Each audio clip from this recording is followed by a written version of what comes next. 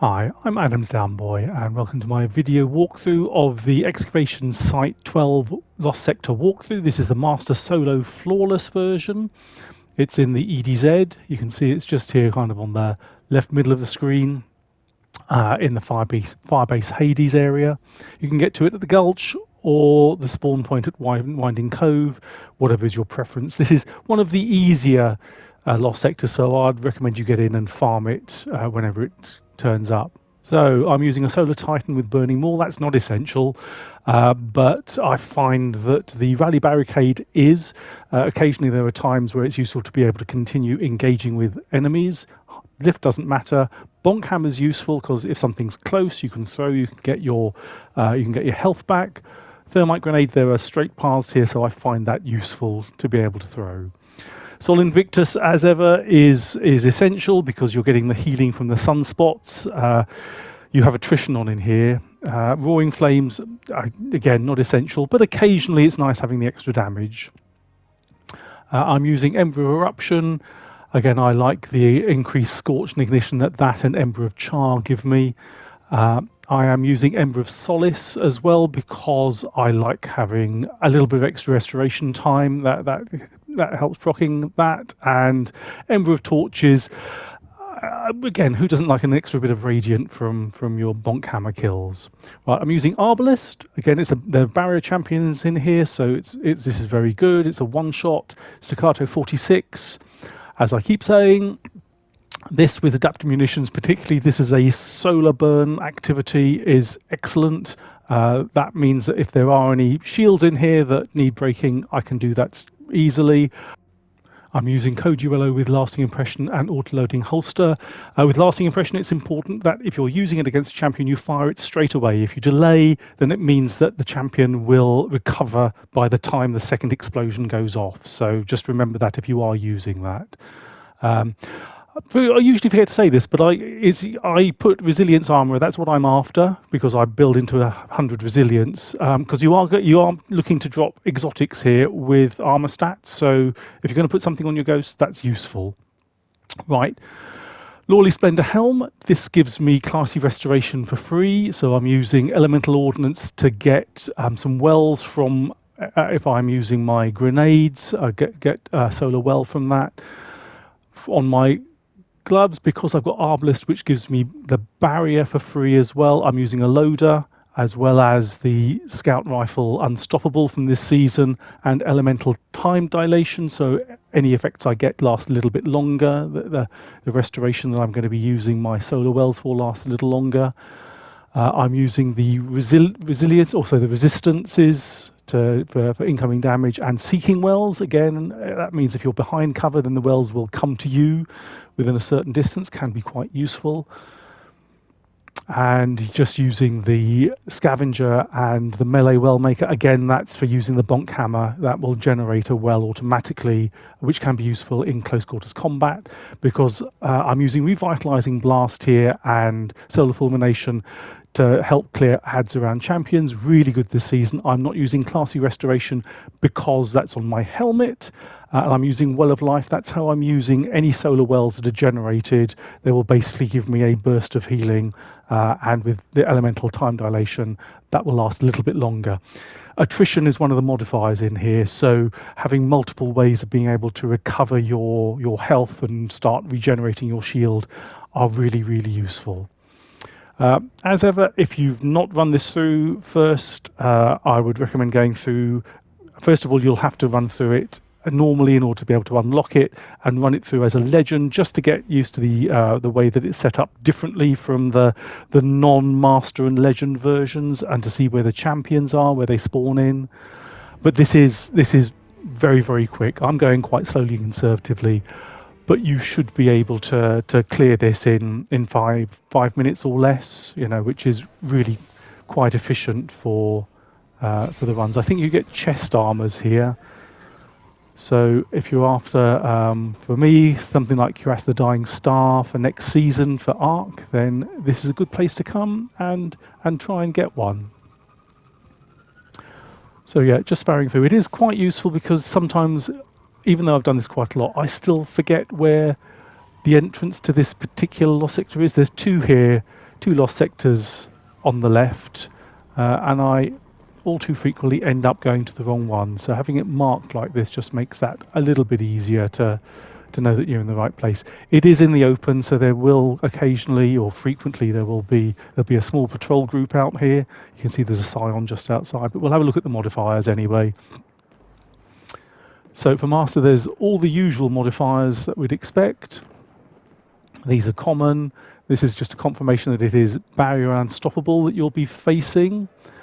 You'll have shielded foes with, I don't think there are any arc in here, I was just remembering, but yeah, solar burn and attrition. So yes, this is why I'm spending a lot of time doing my, hey, it's a bit rude, a lot of time focusing on healing and recovering my health. So again, if you were using warlocks, you'd be using healing rifts. If you were using hunter, you'd be using acrobat dodge and classy restoration, I guess. So when you spawn in, you come into this small antechamber. It's got a few legionaries in front of you and 1 unstoppable. So I'm stunning the unstoppable and getting rid of the legionary, so I can then continue to work on the unstoppable without distraction. Unstoppable will start wandering up towards you.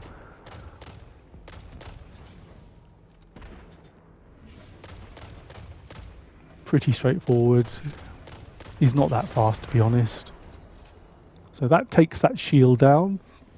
Now the next area immediately in front of you here, this is basically the only room. So it's 1 room. You will have 2 unstoppable, so 2 barrier champions and 1 unstoppable.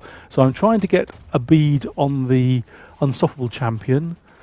I'm not going to do anything with the barrier champions. There's no point, because with the unstoppable rushing towards you, you can't kind of divide your attention between the 2. So I can see the unstoppable ambling up there.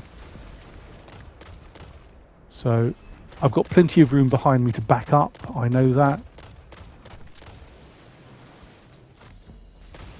So just going to wait. 2 should be enough there you go. Right, going to move forward and start trying to work out where the 2 barrier champions are relative to each other in front of me. You can see the main dangers here are the slug thrower, which will which will melt you, that the barrier champions have, and the grenades. And the blinding grenades, or the blinding missiles, are really irritating as well. So I'm looking for an opportunity here to be able to stun one of the barrier champions, so I can clear out some of those enemies around it. There you go. That clears out the phalanxes, which are again very annoying here. So that's 1 down. Occasionally, after taking damage, they will retreat. There's kind of a high platform area where the boss is to the left. It's kind of the central left of where I'm looking at the moment. You can see where there's that shield up at the moment. They will kind of wander back up there. They can get a bit annoying and dangerous if they're up there, because they can back off out of your line of sight and can obviously throw up their barrier and recover all their health. So if possible, try and get both of the barrier champions while they're down here. You can see once that's happened, then the shield upstairs disappears, and I can now just concentrate on some of the ads at the top there. There'll also be some ads that wander down here, this kind of path back to that area where those 2 barrier champions were. But you've got plenty of cover here, so just make sure you use it. Yeah, once I'm not receiving fire from that kind of platform, I can set up here and let things wander into my sight line. See, there's another unstoppable, which I can use as a bomb to clear out the ads around it, but I can use all the cover back up.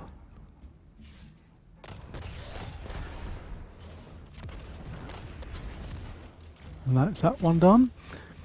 Right, I think there's a couple of spawns here. There's initial spawn. You can see others that are just spawning in now. So I think that is it. You get the initial spawn, and then as far as I can tell, you get 1 more spawn after that, which has just happened. So with that additional spawn, there will be a couple of new unstoppable champions at the top there that will be standing initially quite close to the boss for this Lost Sector. You can, if you're lucky, kind of chain ignitions between them. but otherwise one tends to be a bit more aggressive than the other. So as soon as you get one's attention here, you can see it will follow me down. All I'm doing is taking the route that I did before. So I'm just dispatching it in the same way as I did that previous unstoppable champion, just inviting it to walk down the hill and then stun and get the kill. So that's the first. There'll be one more up here somewhere, not in my sight line at the moment, but I can see on my radar there was a second blip there. There's actually a second blip in front of me. So there are some additional ads up there which I'd missed, which is annoying, some ones that have been hiding, but there was an additional unstoppable that was wandering down, that wasn't in my sight line, that had wandered away from the boss. I'm out of that unstoppable. He's not the one that's particularly aggressive, so I know I've got a bit more time to try and pick off these remaining ads who are hiding from earlier.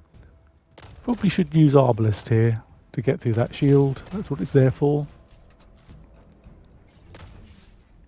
But hey, you never run out of primary ammo, do you? So I know there's just a sign up there now, so that shouldn't be too difficult to deal with. So I'm going to clean up the last of the champions, the other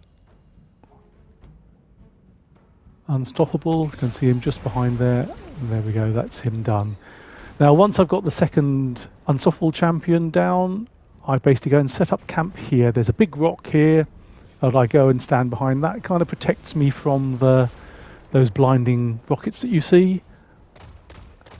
Pick off the last scion, but now from here I'm using my heavy to basically just whittle down the champion. I don't have tracking on my Code Duello here, tracking module. So what I tend to do is watch to see where the boss, he kind of sets its feet before firing a volley of the blinding missiles or starting firing the slug launcher. So I wait until I see that. So I see the front foot go down. That means he's going to be stationary for a couple of seconds. So I know I can fire the rocket and it'll get there in plenty of time for before he starts moving again. And there we go, all done. If I'd run out of rockets there, I probably would have run round to the left and then used my super for the last bit of damage. But you can see, very, very quick to do. What's my time there? Yeah, you can see, very easy to get platinum as well. There's not that many champions in here. There's only basically just that one room. It feels like not much more than 5 minutes, maybe 6 minutes. We're playing very conservatively, you know, making sure I'm killing everything as I go, not pushing too much. So this is definitely one that everyone should have a crack at. The EDZ ones do seem to be slightly easier maybe than some of the newer ones on the Throne World. Oh, there I go, 7 minutes. Okay, but you could easily shave a lot of time off that if you were a little bit less conservative. So like I say, do farm this. I hope you get more from your end chest than I just did. But I hope that's been useful for you. Thank you for watching my video, and may all your drops be God rolls.